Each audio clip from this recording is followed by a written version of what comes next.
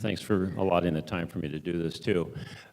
There's a project going on in the association called the Trail Enhancement Project. It's been going for about a year, and there's a request for photography. And I'll go into detail about what that is. So this is open to all of us here, and it's been open to the Bird Club and to the general population. So it's a pretty good project going on. Let me see if I get this right. And what's about the trails in our community, you can read also, but about 488 acres of open space that we have, 26 miles of trail.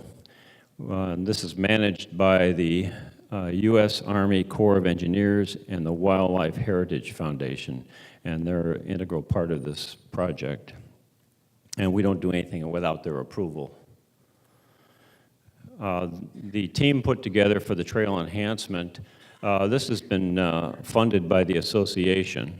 And the goal here is or the task of the team is to research and develop ideas for improvements to the trails.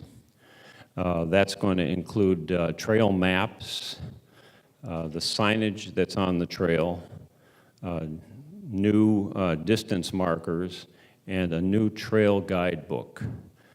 Plus, these will go also for advertising and so forth. So I'll get into that. This is the new trail map, and it was rolled out or unveiled in November at the pavilion. This is a copy of it with a description of the trails on the back, and you can get this at the front desk. So if you'd like one, and I have a few here, if anybody would like one, you can go ahead and get it. This map was redesigned by Tim Rusher of the association as the designer, and he hand did most of this map and did a great job on it. Our new distance markers, this was also designed.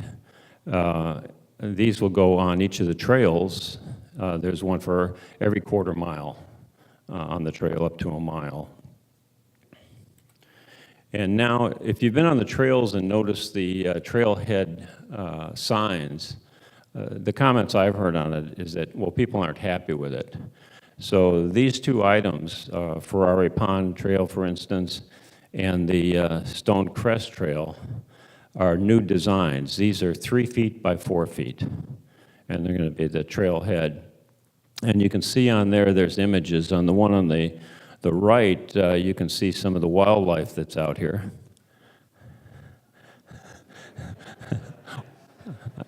I've never seen it, but I'll bet Larry has. That's 15 inches by 15 inches. So the images we put in there could go to that size. And you can see the other. Each of these, by the way, these are designs at the moment. The letters out there is Greeking. All the text will be put in. And a couple of these trails are going to go full system. The trails will be complete so that they can be unveiled to people. So what we'd be looking for are images to put into the trail or into the signs. So what we need the images for are the signage that we just looked at, the compass articles, website. The new trail guide is going to have multiple images in there describing each trail, and then other publications that surface. Okay, subjects. The subjects that the committee is about 7 people, and they vetted we had a list of maybe 100 or 200 different animals that were local to our location, local to our Lunkin Hills. These are the subjects that were determined that would be needed, breaking down by animals, birds, insects, flowers, and recently was added scenics, so that that opens it up to our landscape photographers and more people involved. So there's a detailed list of of the subjects. By the way, there's a document, and this is for you to either download and this is what I'm going to discuss today. This is how to submit your images, and also discusses in detail what I'm talking about. So there's a 3-page list of the subjects that are out here. There's about 80 of them. And they had to vet it, so not every image is not every animal is included. So if you see one of your favorites is missing, well, give us a call. We'll talk about it. Okay, so part of what was looked for here is the natural environment that we are in. The subject, and I'm going to term it because we have different types out here, doesn't have to necessarily be on a given trail, because they do appear in different places, so you're not restricted to that. It has to be a clear representation, so there wouldn't necessarily be any characterizing of the animal, and aesthetically pleasing presentation. And I think that's what we all go for in any case. So this is just to make it a statement that this is what is needed. Okay, now to the process involved here, we need to acquire images. And so they need to be submitted in JPEG form. I'll go into detail about the formatting. The selection committee will look at the given, like for instance, the acorn woodpecker. The images will not be identified by a photographer. That'll be anonymous, because what we're interested in here is what is the image that works. By the way, we link everything back to the photographer, so it doesn't get lost.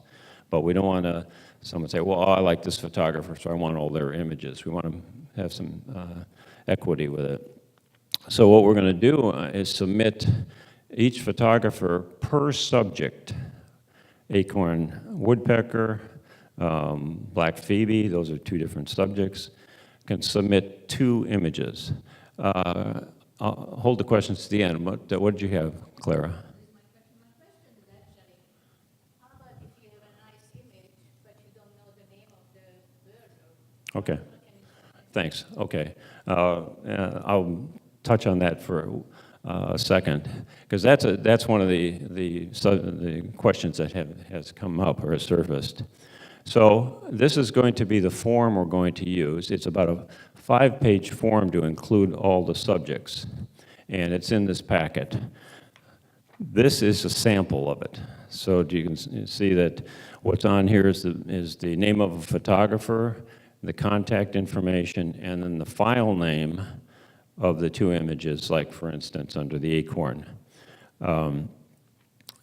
So those images will come in on a flash drive because we have to link the image to the particular subject. Your question about knowing which of the, like for instance the bird in your photograph. We have a wealth of expertise here. The Bird Club has many people involved in it. In our group, and I'm not going to speak for everybody, since I don't know, I'm not the person to talk to. They all look like quail to me.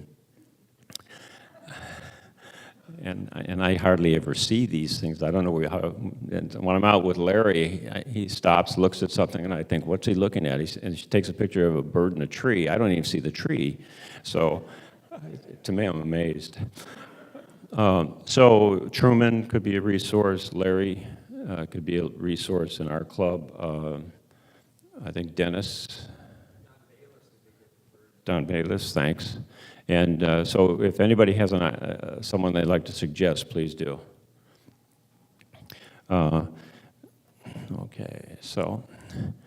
part of the selection process is we need to have images submitted that give us enough resolution so we can examine the image, but it's a lower resolution.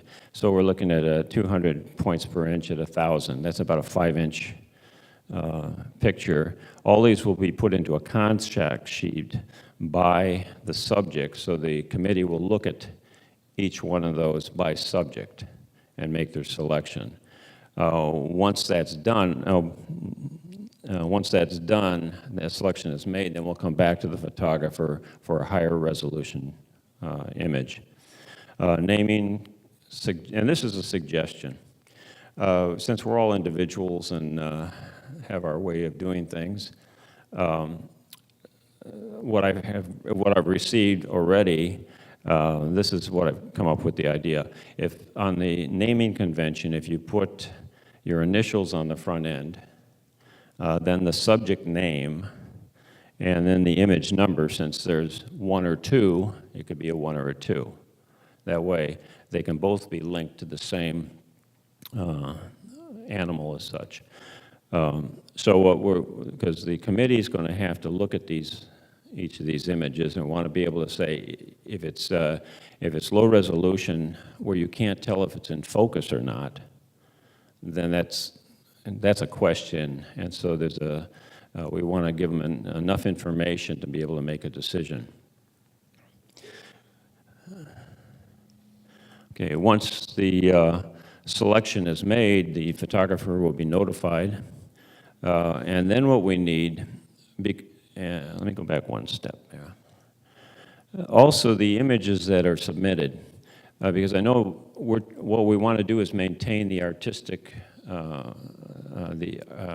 artistry of the photographer. And you all, in this room, are all artists. So your image may be cropped, it may be enhanced, whatever it happens to be of what you're submitting. We want to be able to replicate that image in the final product. So after the selection, we need to submit an uncropped image that you've already enhanced. And I know this question will probably come up again.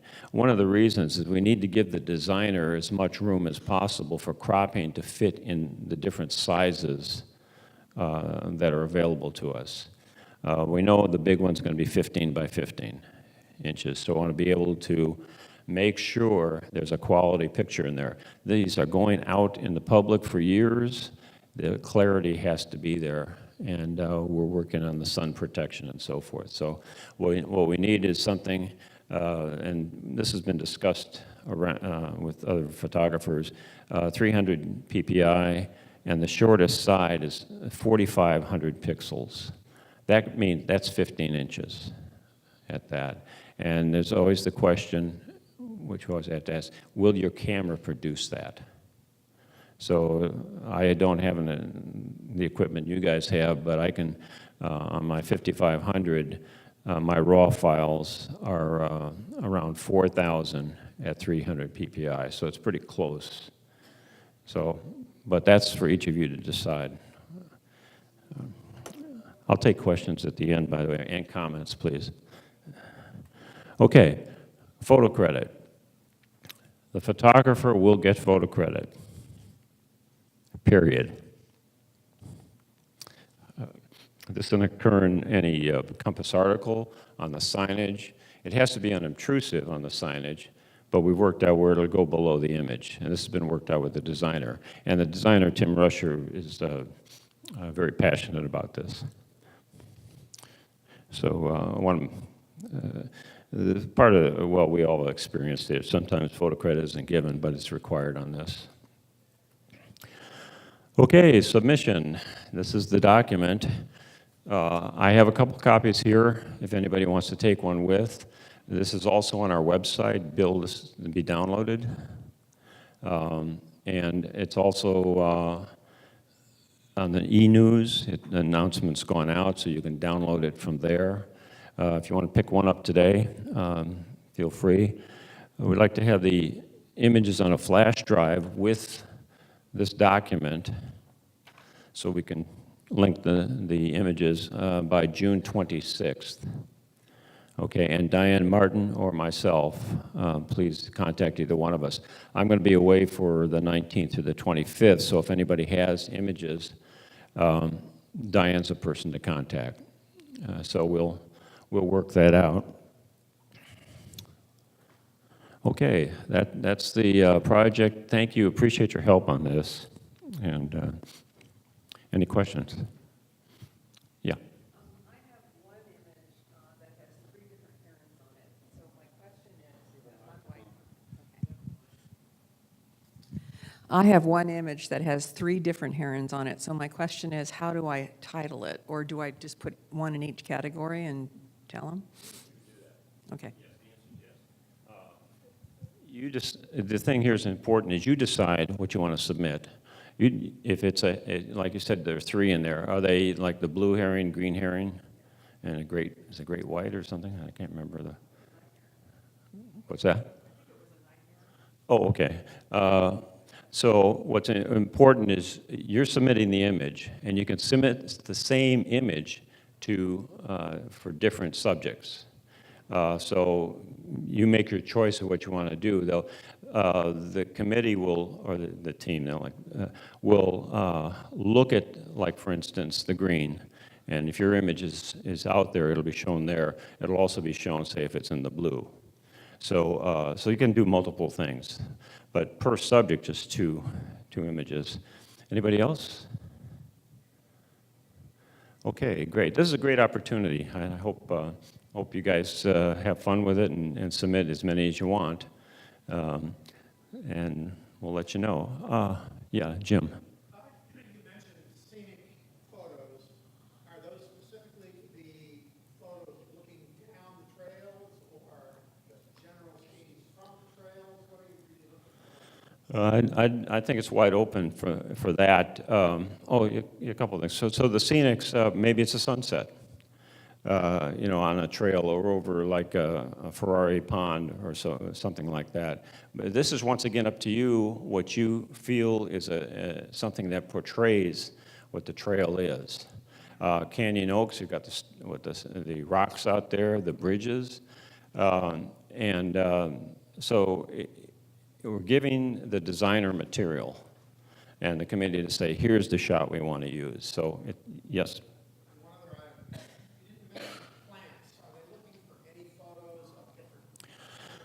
There's a list. It's not mainly wildflowers, and there's only about 6 or 7 on that category.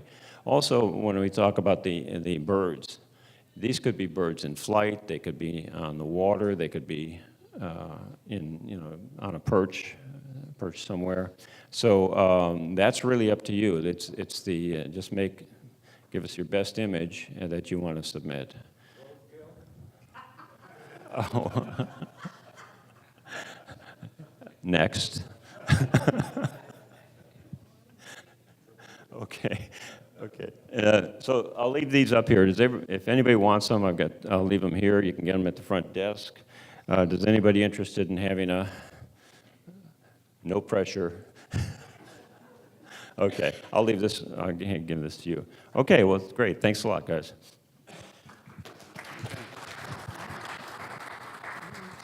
Thank you, Charlie. One of the things I would like to do in my last day in this job is to express some thanks to people who have helped out. Bob Dale, being vice president, has helped me out on a number of occasions when we were away. Dale Peterson, membership, finance, and dealing with the IRS. Thank you for all the grief that you went through there. Kate for being secretary, Les for being field trip guide, and pre- and post-trip get-togethers. They were a lot of fun. Thank you. Charlie and Jim for lifestyles. Great job. Mike Johnson, photo editor and gallery guy. Clara for the exhibits and website, the spa and website checking. And all the SIG people, Bob Bykoskas, John Campbell, and Jim Moon, Gary Stevens, Truman for his very many presentations, Diane Margetts, Rhonda Campbell, Vicki White, and especially Brad Sen for help with most of that stuff, and many others that made this club very worthwhile. So next, Brad, why don't you come up and do your thing?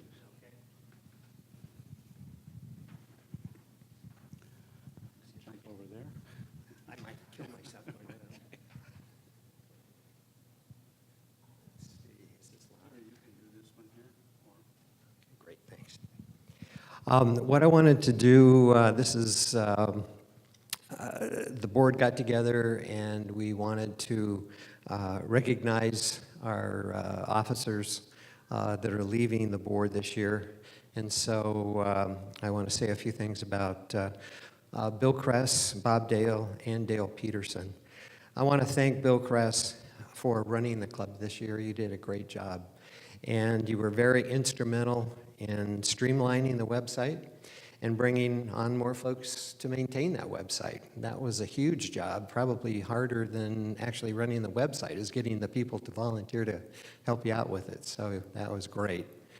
And I also want to thank you for being a part of the steering committee for the Learning SIG. That turned out to be an extremely popular SIG, and it will continue. We are taking a little bit of a sabbatical over the summer, and then we'll get that started back up again. So in recognition of that, I have a little presentation here.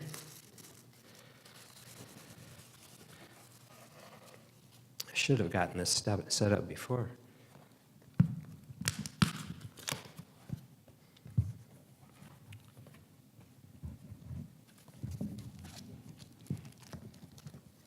This is a plaque that I'm going to present to Bill in recognition of his service to our club. And Bill, let me present that to you.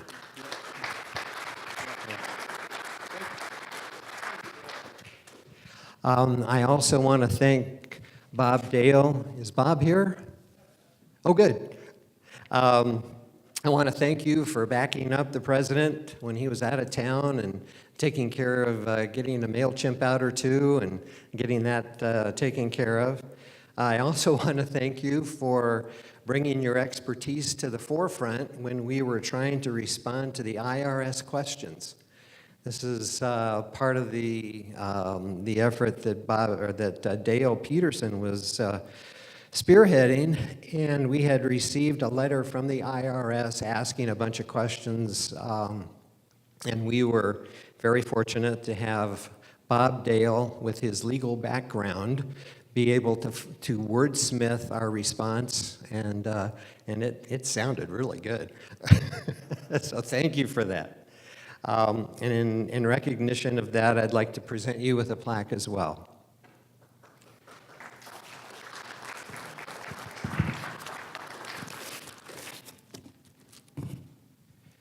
There you go, sir. Thank you very much.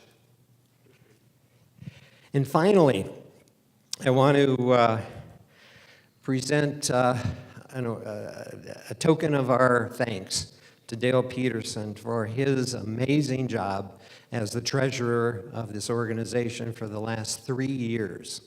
And normally people sign up for, 1 year, 2 years, but Dale Peterson hung out there for 3 years in order to bring closure to this IRS issue. He performed the duties of the treasurer and membership chair. He worked. It was very interesting when he took over the treasury job, because he was expecting, and indeed in the past, the treasurer used Excel and spreadsheets and all this good stuff to keep track of things. And he pulled me aside and said, "I'm not going to do that. I'm going to balance everything on my checkbook, and I'm going to balance it to the bank statement, and that's as far as I'm going to go." And I said, "Works for me." So he has basically a war going on with computers, and he tries not to use them any more than he has to. So it worked out great with that. He did have to use the computer to keep track of membership, and I know that was a very painful experience, but he did a great job in doing that. One of the things that occupied him through a large part of his tenure was the IRS issue. And we were made aware of that on July 19th in 2016. That was like a month and a half after he started. So he has been dealing with that problem all the way up until March of 2018. And I know for a fact that he has gotten a whole lot of gray hairs from dealing with those people, and I want to thank you for your tenacity in sticking that out. And indeed, he opted in for another year just to finish it off and not hand that problem over to somebody else. So that's a tremendous attribute. So thank you very much. And I have a presentation for you too, Dale.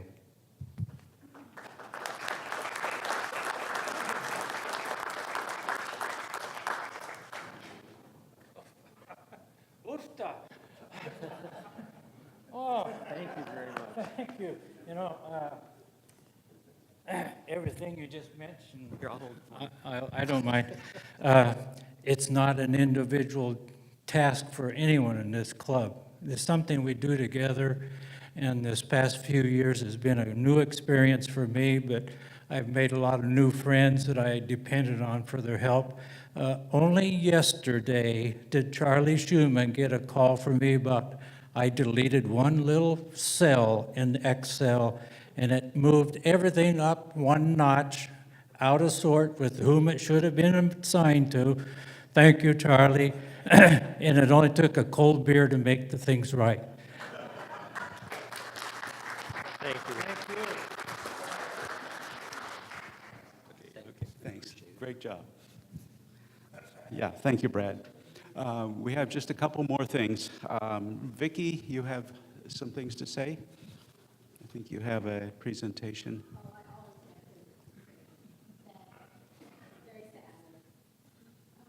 Okay. Here. First of all, I wanted to kind of take a little bit of a survey.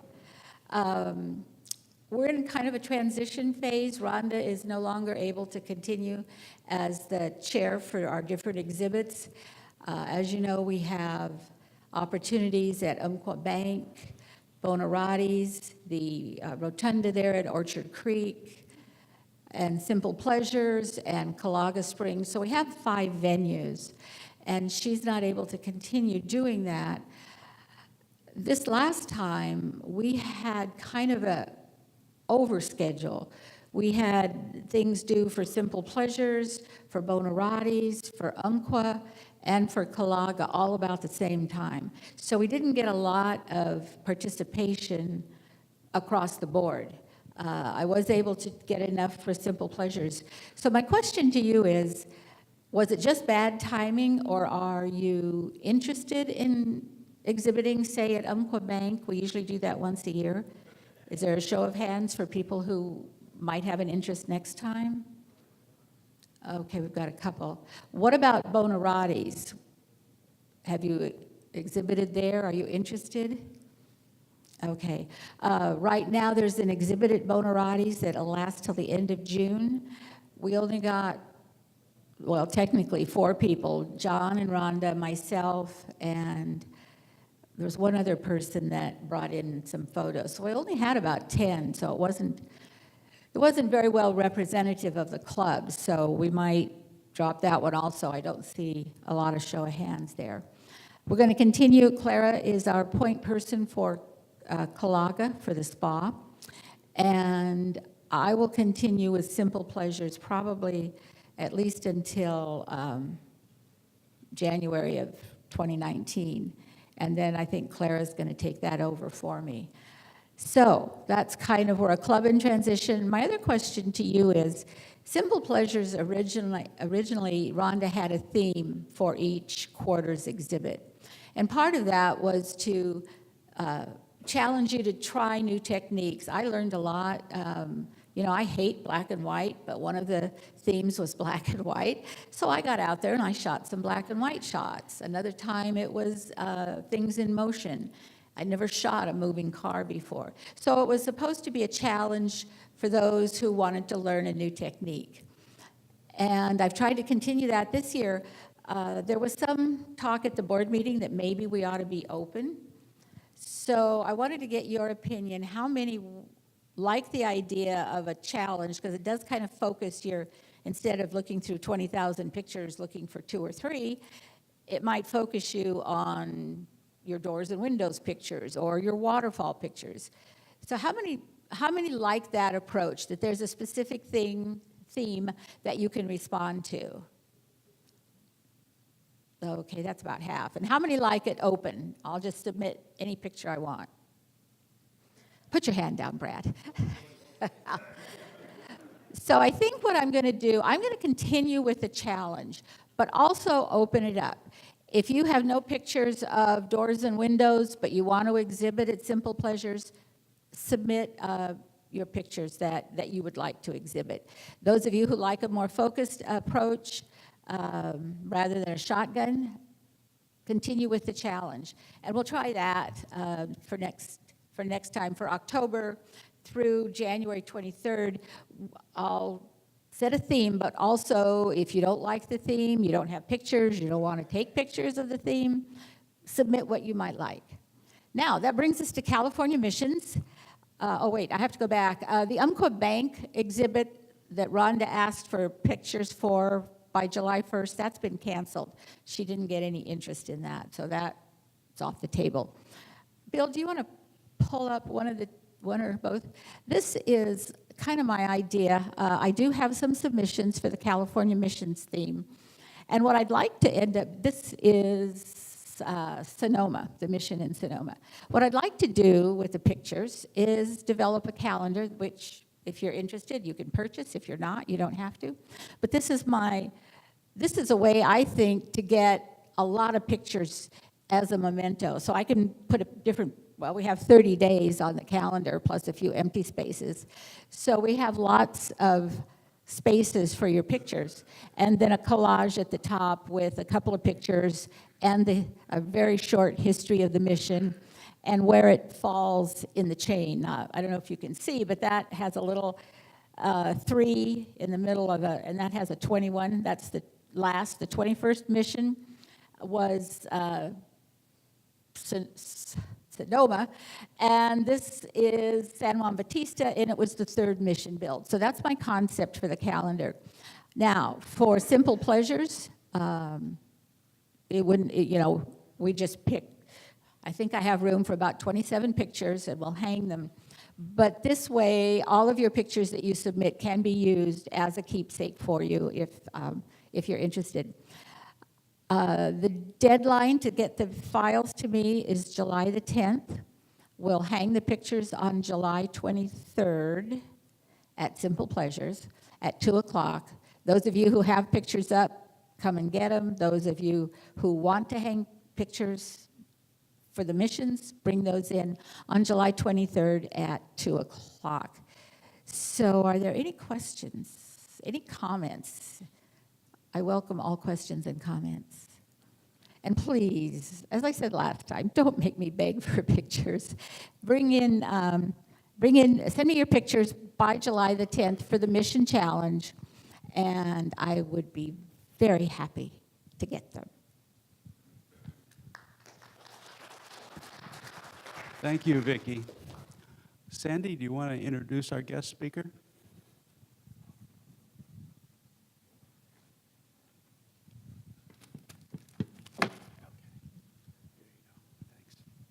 Thank you, Bill. Good morning. My name is Sandy Parker. I'm Ron's shadow, and you don't see much of me anymore, I guess.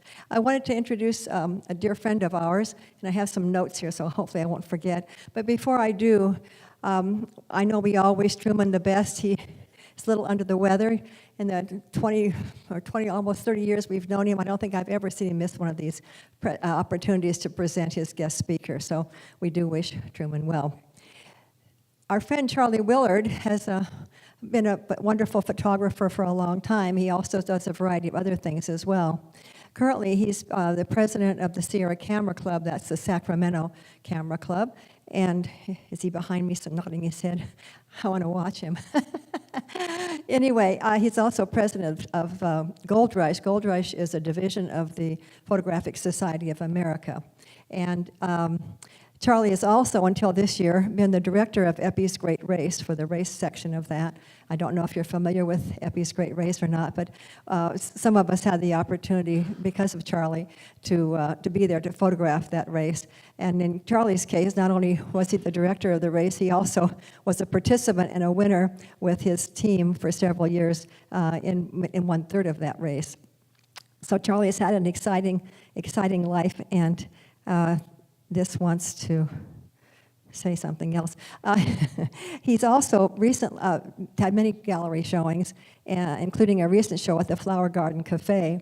Now, Charlie is one of these guys that he'll sit by the river, he'll find himself a little spot in the dirt, and he'll get himself all hunkered down with his tripod and his camera, and he will wait for hours to get that shot.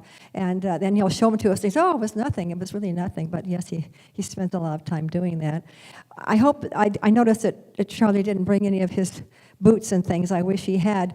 But just to say briefly about Charlie's wonderful trip down the Pacific Coast Trail, he would take these trips in the summer because he was working at the time when he first started.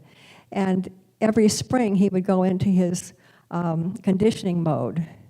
And he would just spend a tremendous amount of time with his diet and his exercise, and he'd lose quite some weight along with that. And then he'd have this incredible experience. So please welcome Charlie Willard.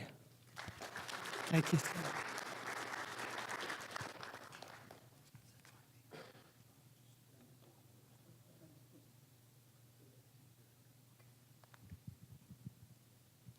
Good morning. Thank you, Sandy. Thank you all for inviting me here today. I do this talk in different ways depending on the audience, and you gotta get that to full screen, though. Nope. Somewhere on here, there's a thing to get full screen. View. There we go. Okay, so when I retired, I was around 57 years old, and I decided I'd start hiking the PCT, not necessarily knowing if I would ever finish it, but after I got about halfway done, I decided, well, I've done this much, I better get the rest done.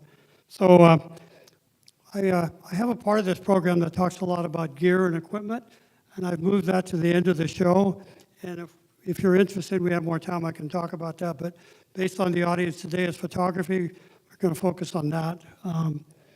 Almost all these shots were taken with a point-and-shoot camera because I couldn't carry my heavy gear. So sometimes, you know, it's more about the story than it is the absolute quality of the photograph. So the Pacific Crest Trail is 2,650 miles long, starting at the Mexican border and ending right past the Canadian border. I did this for about 10 years. I did little bits and pieces and then really focused for the last 8. I did about average of about 250 miles per year. The total vertical of doing this hike was 628,899 feet up, and just a little bit less down. So the end of the trail is I'm having trouble seeing the keys here, a little further down than it is up. It was all the way around. So some people, you've probably heard of Pacific Crest Trails, you've probably heard of through hikers, people that start at the beginning of the year and go all the way through in 1 year. I didn't do that. I did a combination of day hiking, section hiking, and a little bit of through hiking. I'll talk just briefly about the advantages and disadvantages. Day hiking allows you to travel much quicker, carrying lighter loads, and you always have a vehicle close by. The disadvantage is you do an awful lot of driving. It's expensive for all the driving and cooking, and restaurants instead of cooking, that kind of stuff. And distances are constrained by wherever you can find a road that crosses a trail. Section hiking I like a lot more. I usually would do it with a friend with 2 vehicles. We'd have one at the start of a section and one at the end. Usually sections vary from 50 to 100 and some miles. The good thing about having vehicles is if you need food or you get injured or anything, it's always easy to get there.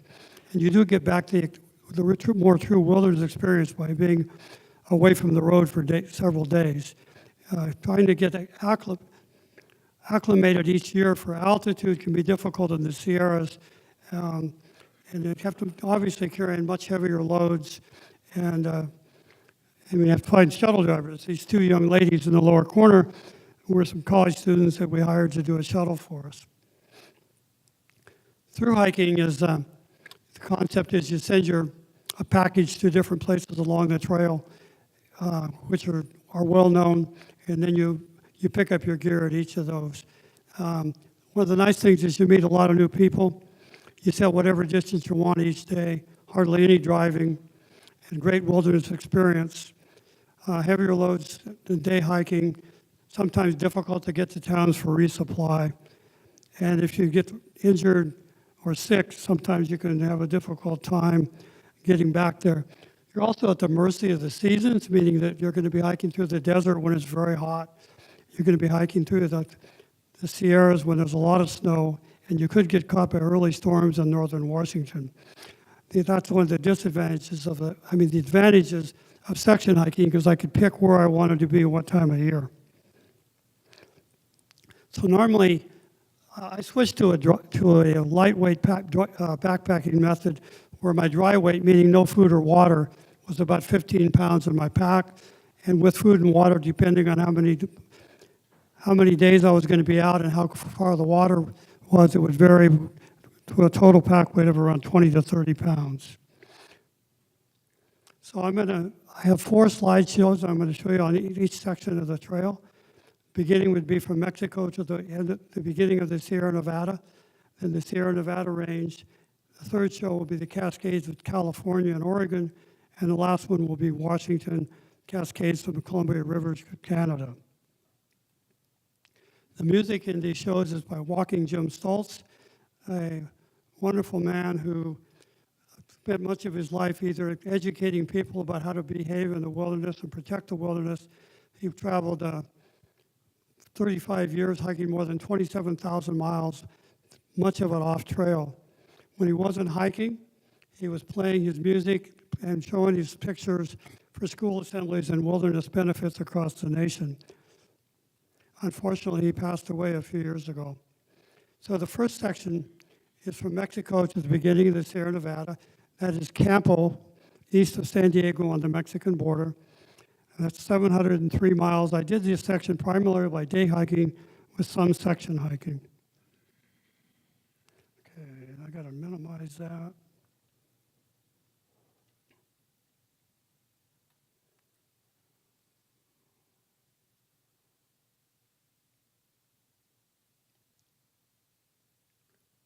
Oops, that's not it.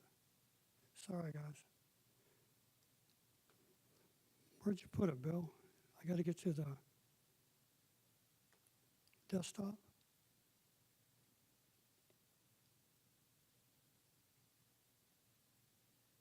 There we go, sorry.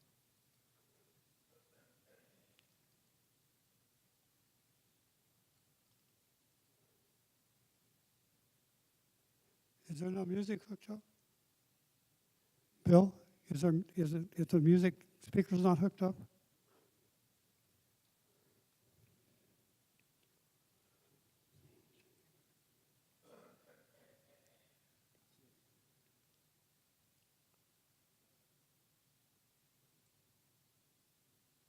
It's turned down. It's turned all the way down. Look about right.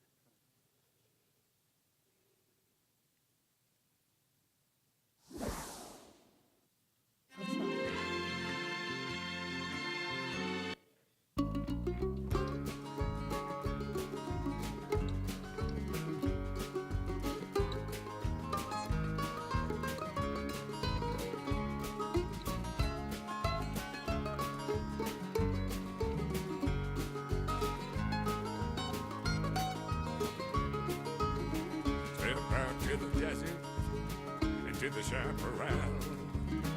As a man's a needer, come to know it well. With the desert in bloom and my mind in tune, I flow in my cage. I'm a bird set free. A rattler holds his ground as the sun beats down, but we don't mind. There's a trail in me, out on the crest trail. There's a wind a blowing, a heavy wind, blown away my cares. It's pushing me northward, that's where I'm a-going. I'm bound for the border, and I'll soon be there. Climb up to the mountains where the clear waters flow. Peaks of fire, though they're covered with snow. And in those icy heights my soul takes flight and sings along. As the water falls, hear the spirit strong. I can linger long, but there's a pass ahead, and the trail it calls. Out on the crest trail, there's a wind a-blowing, a Sierra wind, blowing away my cares. It's pushing me northward, that's where I'm a-going. Bound for the border, and I'll soon be there.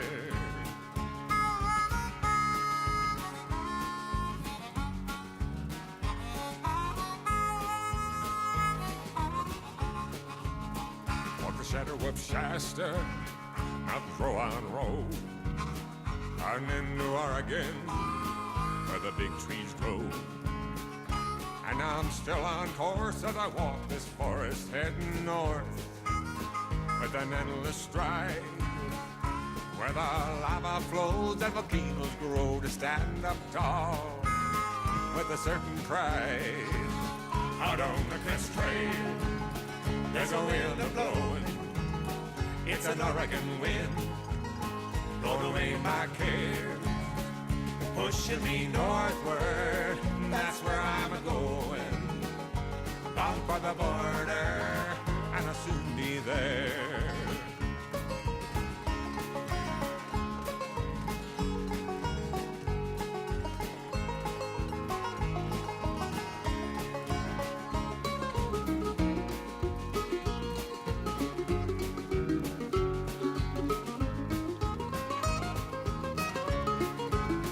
I'm a walker of the clouds, snow and misty rain.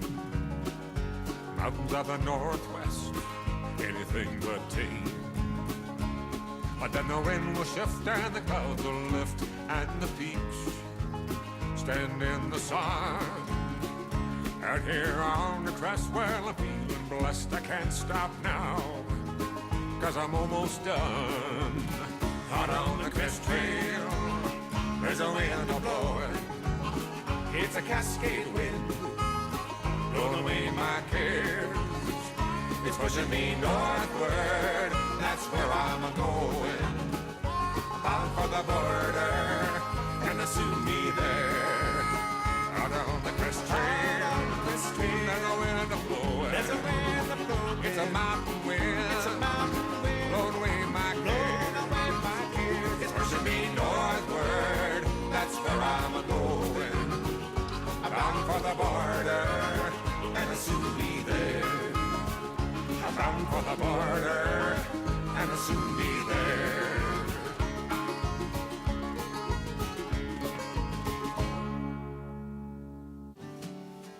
When the mountains bloom with lupin, the streams are running high. Out down in the meadow, great blues across the sky.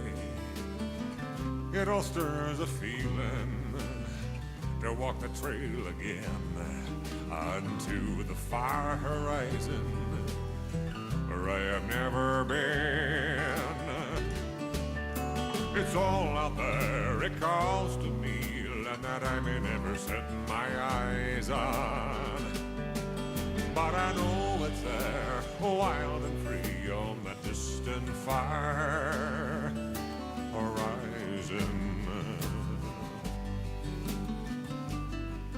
When the clouds build up like castles, the wind is singing true.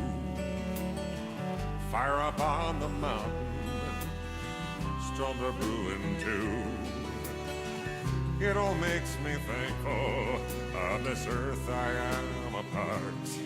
I can feel it in my bones, know it in my heart. It's all out there, it calls to me, land that I may never set my eyes on.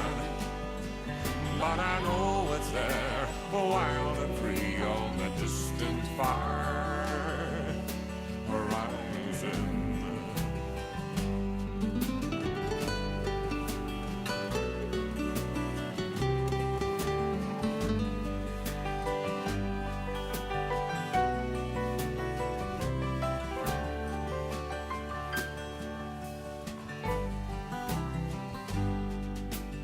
Distant paths are calling, lead me ever on. I guess it's just my nature to be a rambling one. As long as there are wildlands, that's where I wanna be, walking softly in the shadows of the last of the big old trees. There's a far horizon calling, it's someplace I'll never go.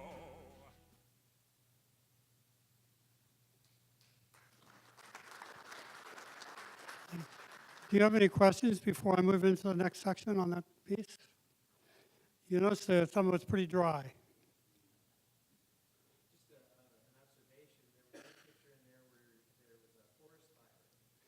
Yeah, I mean, that was a particularly bad fire. We had camped with a truck the night before up on the side of Mount San Jacinto, not on the peak itself, but right up pretty high.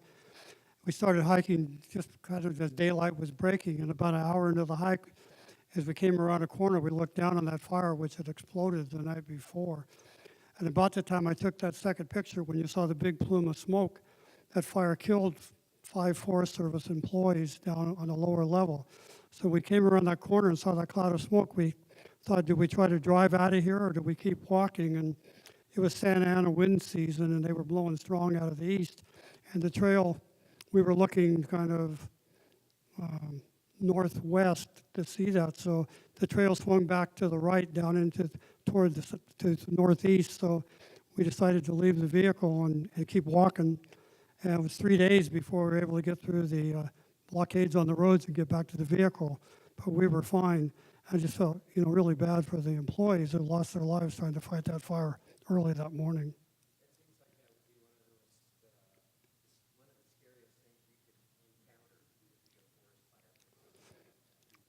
I mean, you can control many things out there. Like, people died last year hiking through the Sierra because they tried to cross streams when the streams were really high. But if you're not through hiking, you can plan where you want to be when. And we never went into Sierras other than in August. But fires can blow up, and particularly it was nice to hike in the fall in Southern California because of the weather. But that danger of fires like that was frightening. And we never came close to getting in trouble, but we had to change plans several times, once in Northern California. And last year there were fires almost every year there's fires at closed sections of the trail. People have to get around those if they want to do it all in one year. We just went back and did it another year. Any other questions? Let's see.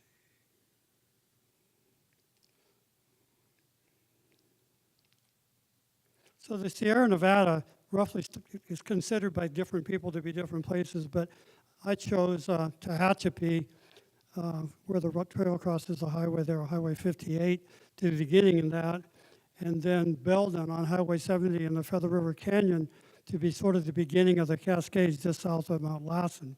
That section is 587 miles. I did almost all section hiking here with just a little bit of day hiking. So we'll get on with I just want to make sure I don't have any other slides here. Oh yeah, okay.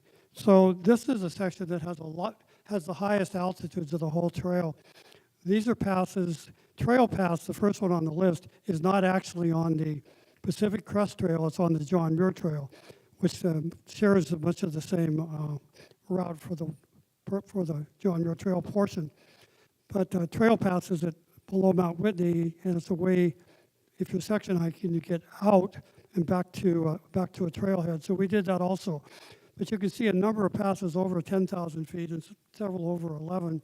And to hit those early in the year, if you haven't done any acclimation, for me, about 10,000 to 11,000, I start to feel altitude sickness symptoms. So I learned to plan my trips to do several days, gradually increasing altitude to do those. So that to me was a good lesson.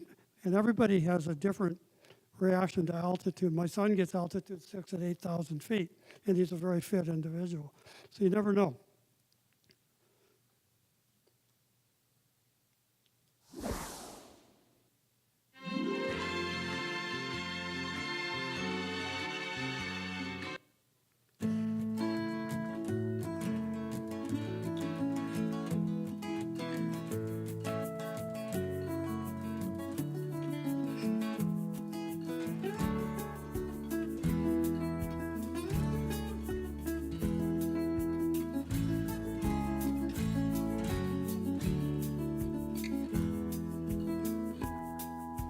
Flowers blooming, mountains looming, towering over the land. Up and glow like the snow while holding heaven's hand. There's power in these places, as simple as a child. John Muir, he knew the key to all was to keep it free and wild. Yes, the fire of old man Muir is still shining bright. Up in the high Sierra, out in the range of light. Water calling, water falling to a chorus all its own. Fans of spray, leap and play while tearing down the stone. There's music in that river, it sweeps you with its song. You've known it all your lifetime, but now it's time to sing along. Yes, the fire of old man Muir is still shining bright. Up in the high Sierra, out in the range of light.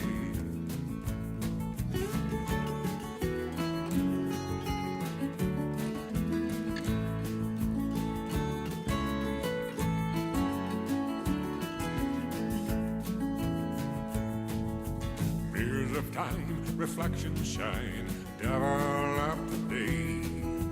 There's a new view shining through you, lighting all the way.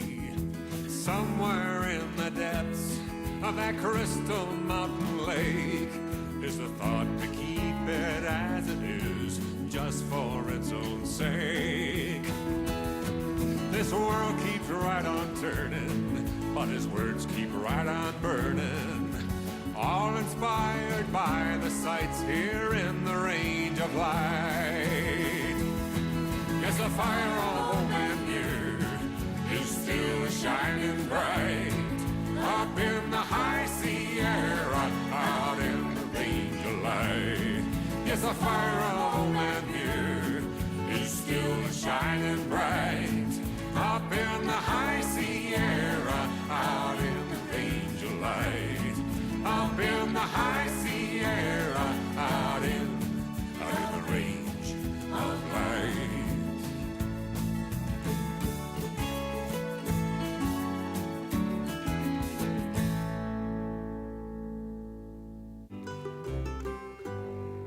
We get up in the morning, shake the dew off of your mind, as the sun pours like honey through the ponderosa pine. You live in every moment as if you just arrived, 'cause you know what it means to be alive.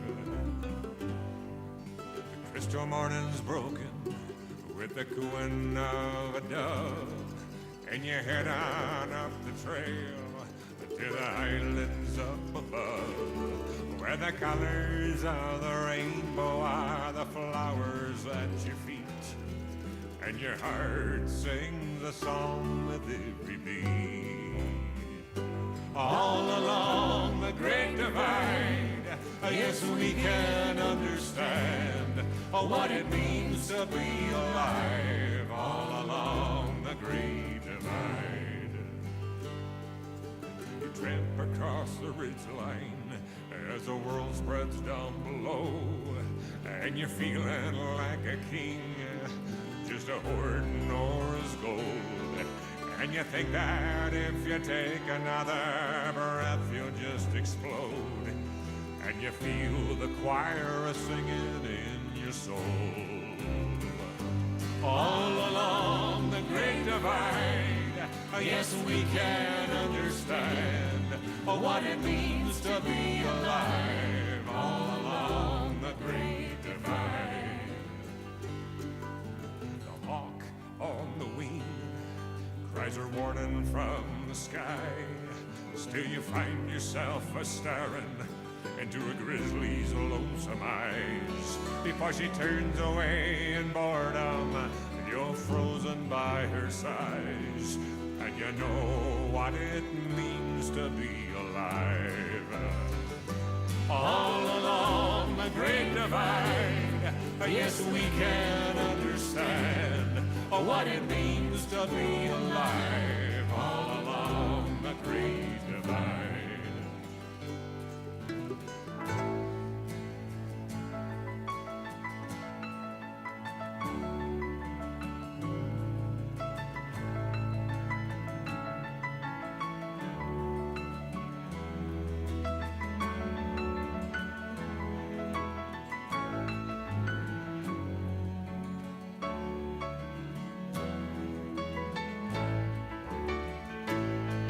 The sun slowly sets into its crimson sea, and the darkness comes a-creeping like another life set free. And the heavens light to greet you with another starry night, and the wonder of the great northern lights. All along the Great Divide, yes, we can understand. Any questions on that one?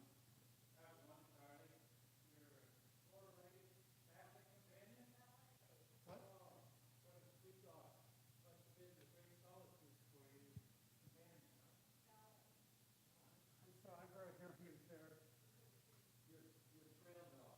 Oh, my dog? Yeah, she did about 1,000 miles of the trail. When I got into Oregon and Washington, she was getting too old, and she was very, very unhappy when I left without her. My wife will tell you that the first time I did that, she laid by the door for 3 days waiting for me. She couldn't believe that I forgot to take her with me. She was a great, great companion out there.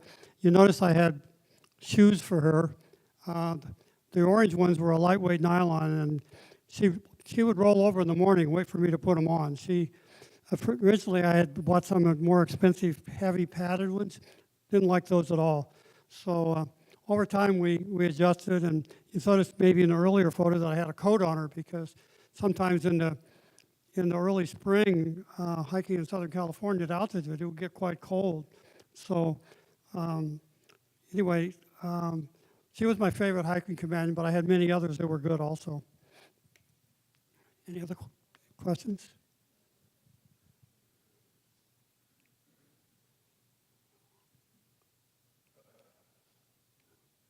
So the Cascades of California and Oregon, I lumped this. It's about 1,000 miles, 408 in California and 458 in Oregon. But just as a side, the majority of the trails in California, over 1,700 miles, and about 1,000 miles in a combination of Oregon and Washington. So the total miles in that section, 866. Did almost all this by section hiking, but I did do a little day hiking and through hiking where I had pre-made up packages and had my wife mail them to me. I didn't really like that very well, so I didn't do it anymore after that. Okay, so we're ready to go back to another slideshow.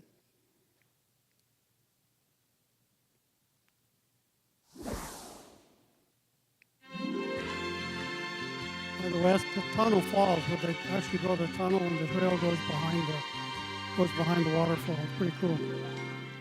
Happy trail.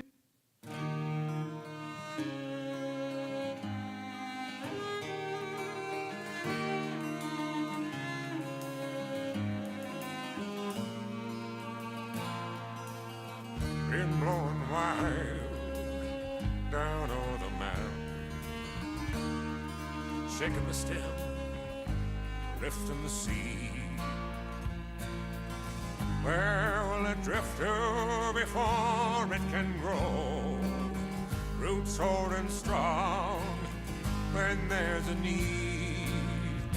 Yes, I'm holding the memories of moments, of the times and the places that I've been. It rides in my soul and I won't let go, remembering that sweet summer wind. Wilderness walks within.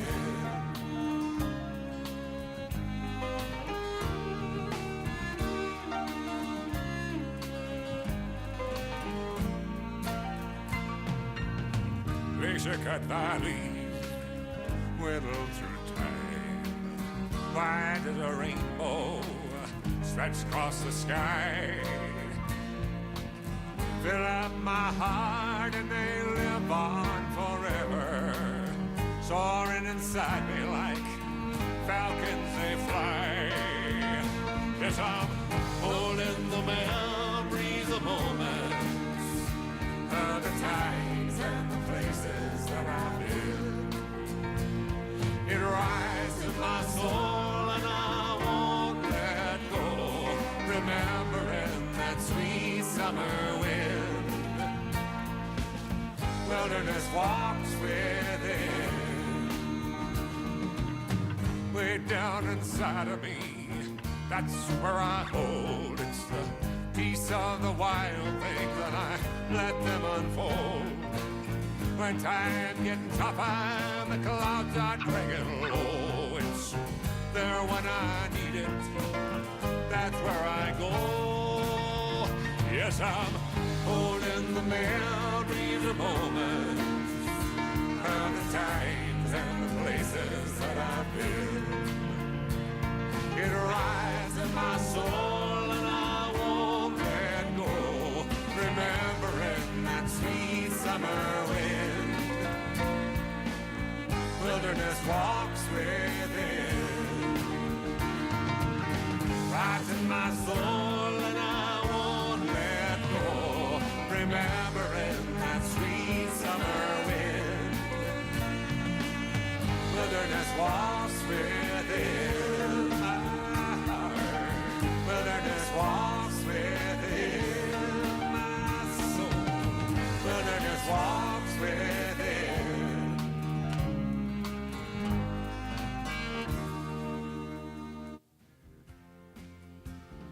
I've been chasing rainbows since I was a kid, seeking out the paths where no others did. The life of the trail I took to my heart, wandering wild and living apart. I found my way down that endless track. It fit me well, this life of the pack. I bear this world as one, untamed and on the run, stretching out into the setting sun. I walk the long trails, I came of age on the long trails. I found my place in those wide open spaces, out there walking on the long trails.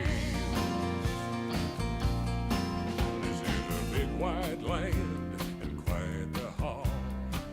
From coast to coast, I walked it all. The old AT and Pacific Crest, the Great Divide and all of the rest.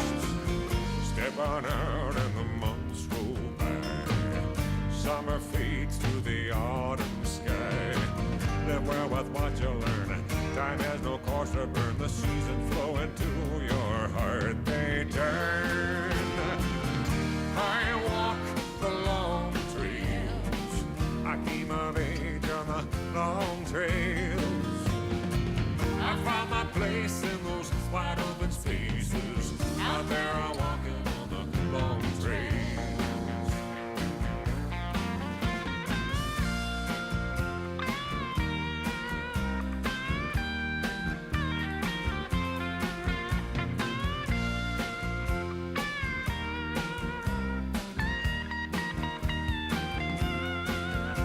There's one thing I think you really have to know. I ain't out for records and it ain't for show. You reach for the miles and you grab on hold. A long trail's a matter of your heart.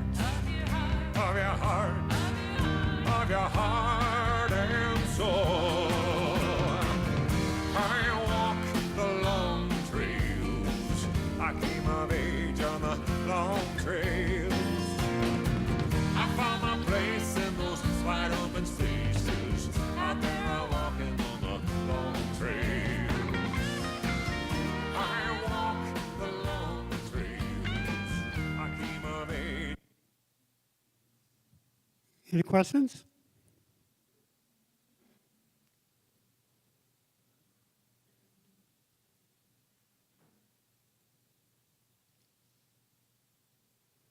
So the next section is the rest of the trail from the Columbia River to Manning Park, Canada, which is 8 miles into Canada. 508 miles, primarily section hiking with a little bit of day hiking. In this section, I'd kind of run out of hiking partners, so I started doing a lot of solo hiking, which both my wife and I had been opposed to for a long time. But I bought a little emergency communication device called the Spot, which I could send her a message every day letting her know I was okay, and if I got in trouble, call for help, which I never had to use. But it was kind of reassuring to both of us. And turned out I really enjoyed the solo hiking because you could just kind of take my own pace and just really feel the solitude of the, oops. Oh, okay. So let's see, we'll go ahead with the show.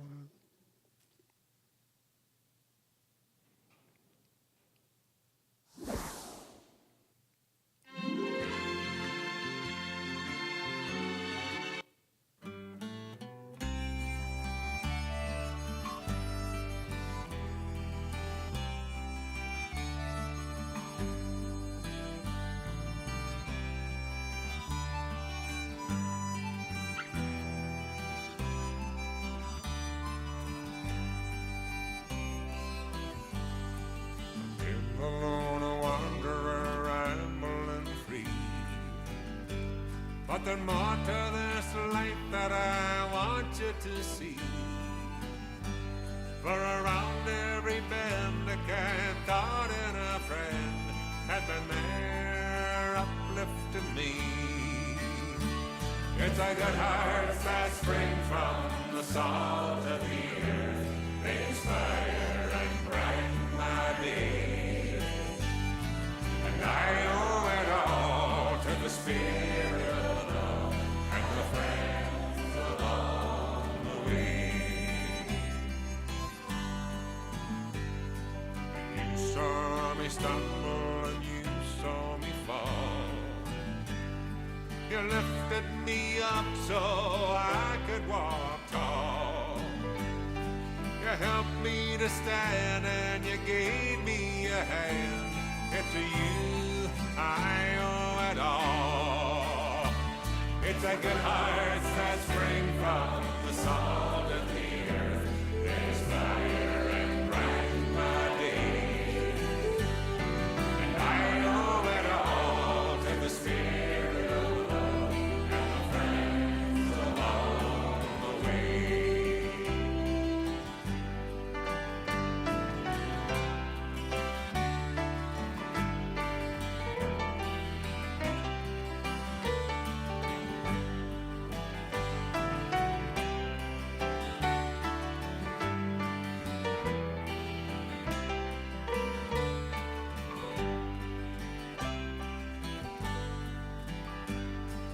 You helped me out with a word dropped to soul.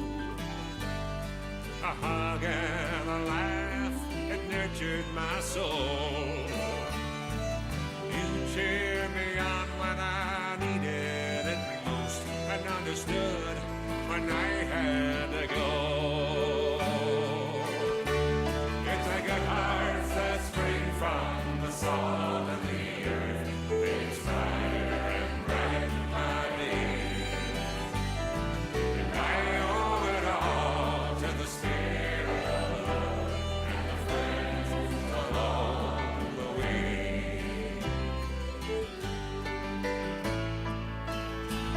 It's a good heart that spring from the salt of the earth. They inspire and brighten my days. And I owe it all to the spirit of love and the friends along the way. It's a good heart that spring from the salt of the earth. They inspire and brighten my days. And I owe it all to the spirit of love and the friends along the way.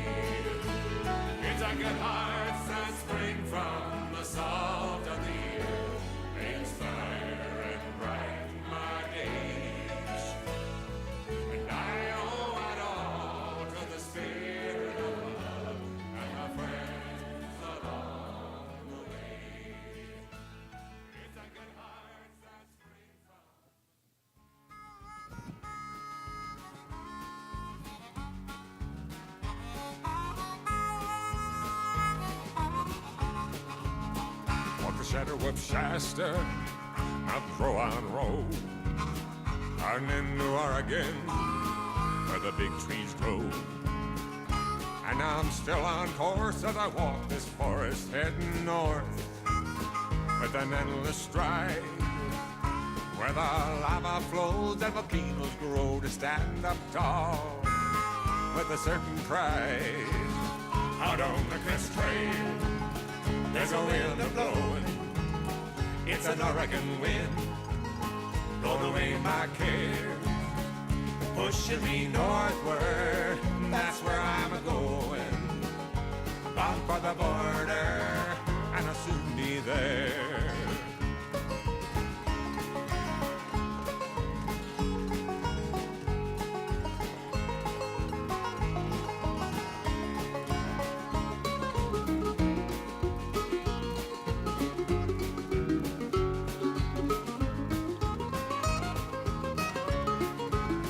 I'm a walker of the clouds, snow and misty rain, mountains of the northwest, anything but tame. But then the wind will shift and the clouds will lift and the peaks stand in the sun. Out here on the crest, well, I'm feeling blessed. I can't stop now, 'cause I'm almost done. Out on the Crest Trail, there's a wind a-blowing. It's a Cascade wind, blowing away my cares. It's pushing me northward, that's where I'm a-going, bound for the border, and I'll soon be there. Out on the Crest Trail, there's a wind a-blowing. There's a wind a-blowing. It's a mountain wind, it's a mountain wind, blowing away my cares. It's pushing me northward, that's where I'm a-going, bound for the border, and I'll soon be there. I'm bound for the border.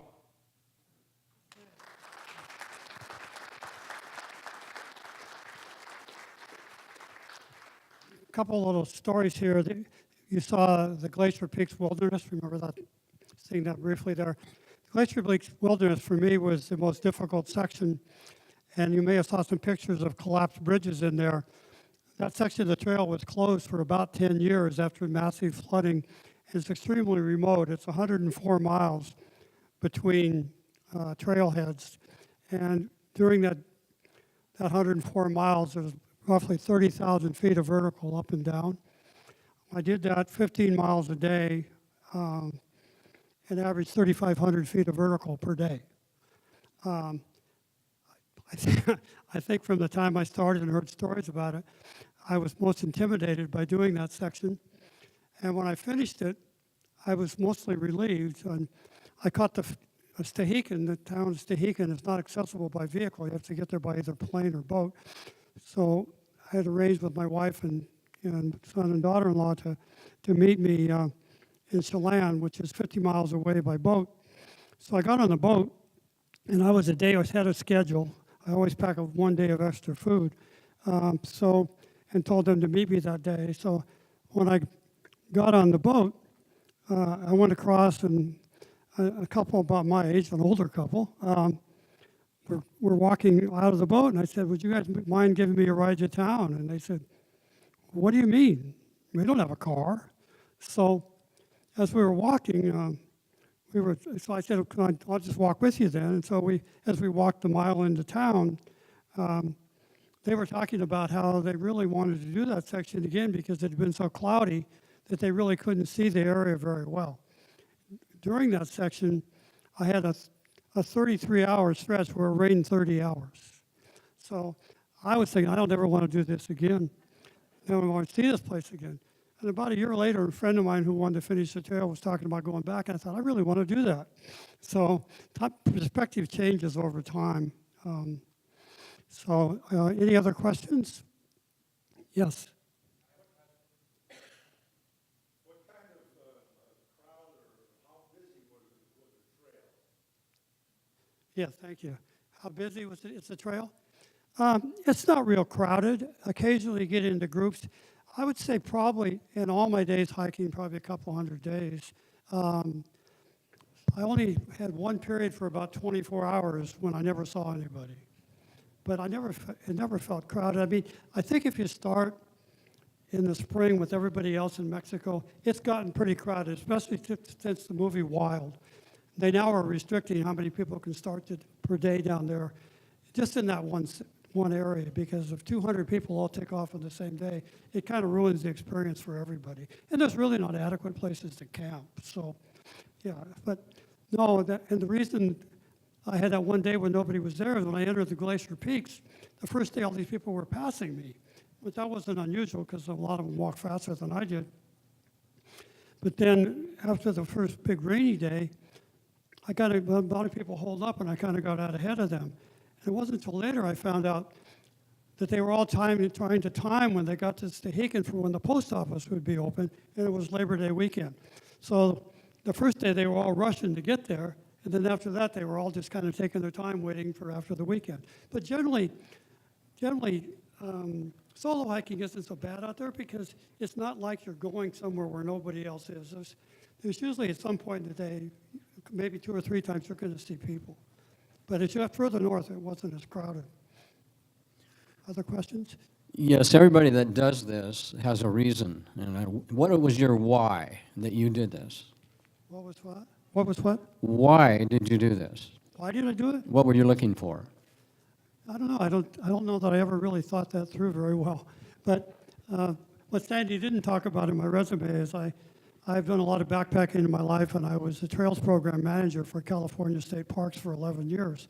So and I grew up in rural Northern California, so backpacking, hiking, and fishing were kind of in my blood.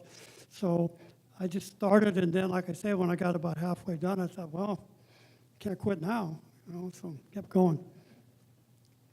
I have a question. If you had 3 days and somebody could take you in with a helicopter so you wouldn't have to climb or walk, which place would you go to and why? I'd probably say the Goat Rocks in Washington. It's a beautiful wilderness just north of Mount Adams and just south of Mount Rainier. I've gone back there twice since, once to help a friend of mine hike it, and once with my family just to try to get better pictures with my better camera. There are goats there. The first time through I didn't see any. The second time I saw 41. And the third time I went in the fall, and they were real scattered. We'd see groups of 3 and 4 and 5 all over the place. It was a real cold, windy day, and they weren't hearing us. We were walking up real close to them. It's amazing what they can do. I mean, they could run across these cliffs, and the other time the little babies were going across this cirque at the head wall of a lake, and they're jumping from cliff to cliff, I can't imagine they all survived, but they all seem to.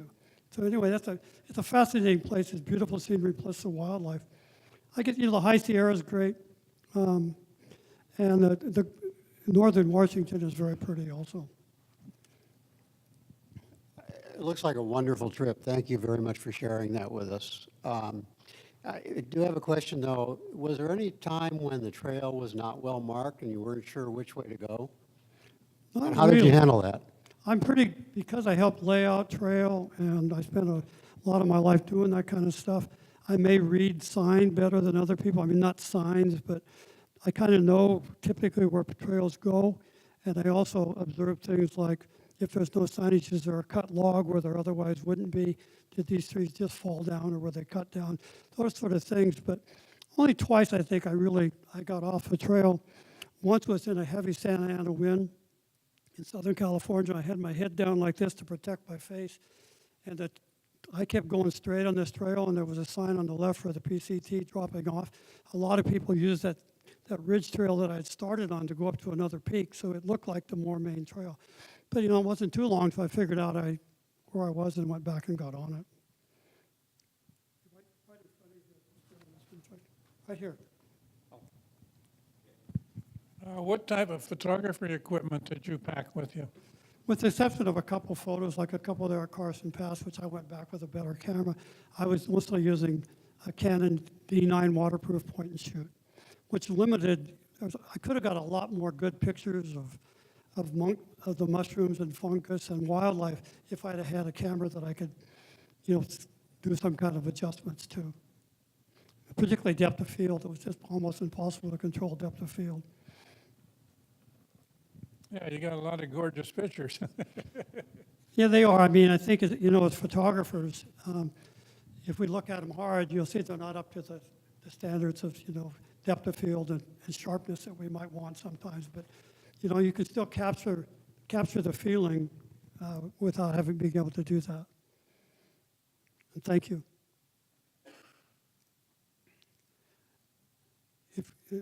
Yes. I can only comment about altitude sickness. As a 14-year-old, I was in an adventure that went over Lone Pine, Kearsarge Pass, and into the Kings Canyon National Park. For 2 days, you didn't want to leave camp after coming from the Bay Area and immediately getting on the trail and going 11,823 feet over Kearsarge Pass. Kearsarge Pass, I call it altitude sickness 101. Well, that's an interesting comment, because that was the first time I got altitude sick on that same hike. I drove from Sacramento to Onion Valley, spent the night, and immediately, I didn't mean to cut you off, if you have more to say, immediately went up to the summit, and I was sick, feeling green, But we just went down to Charlotte Lake on the other side of about 10,000, spent the rest of the day, and then 2 days later, I was going over Forester at 13,180 without a problem. Body just needs a little time to adapt, and some people adapt faster than others. Not fun. But, I also had an experience where just south of there, actually, they came in Kearsarge and headed north. I was going south. And I was at Bench Pass near the Taboose Pass, Bench Lake near Taboose Pass, finishing a 4-day section hike and going to rest for a day and just enjoy the area. At 2 o'clock in the morning, 3 Boy Scouts came into camp and said, "We need help." So my friend and I, 2 of us got up and the other one stayed there. We left 2 boys there because one of their leaders was throwing up blood. This was very foolish. I mean, if you're out there and you don't use common sense, you can get in real trouble. So they went over Kearsarge. He got altitude sick. He was diabetic, overweight, and a smoker. You can gather where that's headed. So when they went down towards Charlotte, and instead of staying there and letting him recover, they immediately went over Glen Pass at 12,000. He still wasn't holding down food or water. And they hiked the rest of that day, and one of the young scouts had to help carry his pack up, and they got up just south of Pinchot Pass, which is 11,500. They weren't that high. During that night, he started vomiting blood. So that's when they came for help. So I took one of the scouts, and between 2 and 4 in the morning, we went on a trail we'd never been on, taking turns, one going ahead, finding the trail, and then flashing back with the light to let the other one know we'd found it, because we were going through kind of sandy meadows where the trail and the sand washes didn't look much different. So we got to the pass about 4:30 in the morning. Cell phone still wouldn't work. We found out later, we'd never been over that pass, that the pass was shielded by a ridge that came around. So the other guy went back to camp and told the kids they had to go back, and I was going to take this kid and find some way to get him home. So, and he was in great shape. He was healthy. He was just helping me. So about 8 o'clock in the morning, I finally got where I had cell phone coverage, and after getting transferred around through the 911 system, eventually got to the National Park Service. And in Bishop, a few hours later, I called and found out that the gentleman was in the hospital in Fresno by the time we got to Bishop. And we thought he might have pulmonary or edema, but what had happened is he vomited so hard he tore his esophagus. And he recovered fine and everything was okay. But altitude sickness is not something to mess around with. You can go into even worse conditions than he did, but we always took very good care.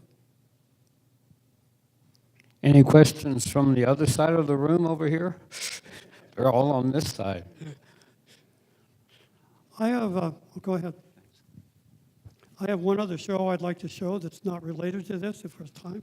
Yes, go ahead. My wife and I just took a trip down to Grand Canyon on a 7-day raft trip, and I've just put this show together. You're the first ones that have seen it.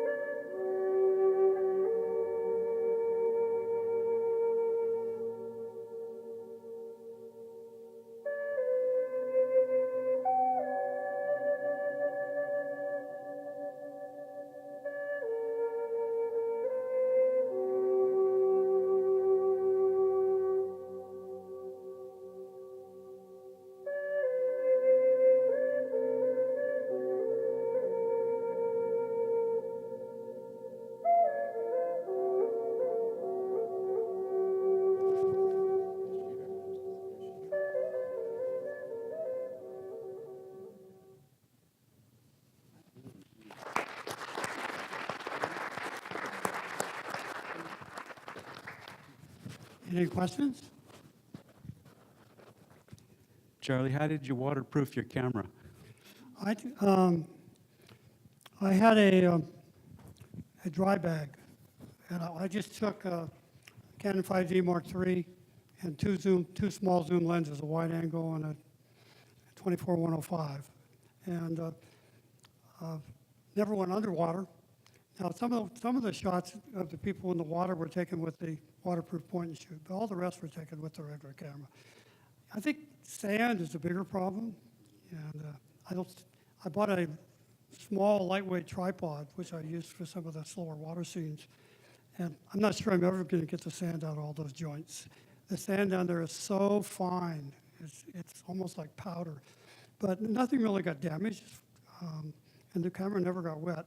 Now, they would tell us kind of which rapids we had to worry about, and you got to going through stuff all day, but for the most part, I sat near the back of the boat.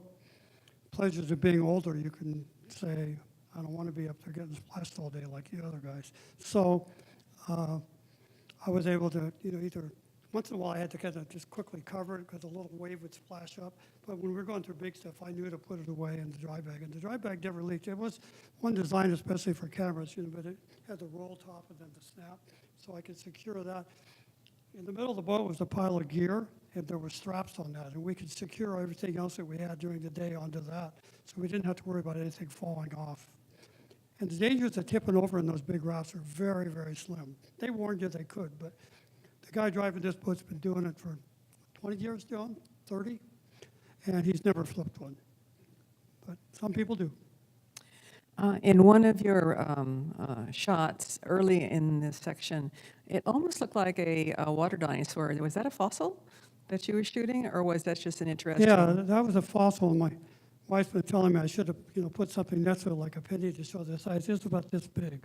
And that was right outside the Red Wall Cavern. There's a lot of fossils in the rock down there, but most of the time you're in the boat, you're not, and when you camp, you don't have a lot of area you can get to. And where was that again? The Red Wall Cavern. Red Wall Cavern. Okay, thank you. So almost all those, one of the great things about going down there on a boat is almost all the nicer pictures that are taken, other than a few scenics along the river, are taken walking up the side canyons, which are, some of those you can get to from the top, but it'd be an all-day walk, one direction. So it does give you the advantage of getting some really beautiful spots that most people, I think he said 28,000 people a year go down the river in rafts. That's how many visit the South Rim in one day. So it gives you a difference of what the crowds are like. How many days? 6 nights, 7 days. The 7th day, all we did was fly out in the helicopter. They wanted something. Arizona's on standard time, so you get used to living by the sun. So we were normally up at 5, in bed by 8. And that morning, he told us we had to be up at 4:30. He said, you're going to be up when the stars are still out. You could see, but because the helicopter comes at 7, and we had to have all the boats loaded for them. They did all the work, but we would help them carry the stuff down to the boat. And we had to have all our gear separated. During the trip, they gave you the big orange dry bags. They give you a cot, a sleeping bag, a pillow, and a tarp.